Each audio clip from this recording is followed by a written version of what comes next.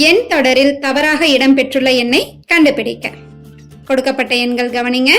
இதுல 2, 4, 6 இந்த இடங்கள்ல இருக்கக்கூடிய எண்கள் பாருங்க 1. அப்ப இந்த எண்களை விட்டுருவோம்.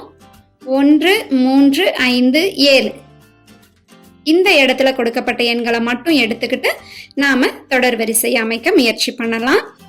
இதுல 6 இத 3 + 3ன்னு சொல்லலாமா? 12 இத 9 + 3ன்னு சொல்லலாம். 9 3 ஸ்கொயர்னு எழுதிக்கலாமா?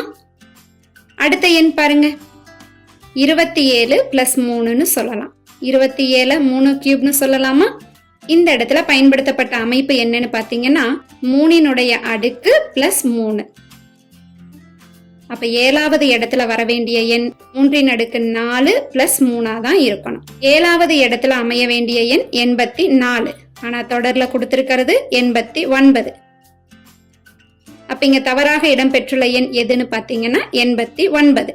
இப்ப சரியான பதில் ஆப்ஷன் பி 89.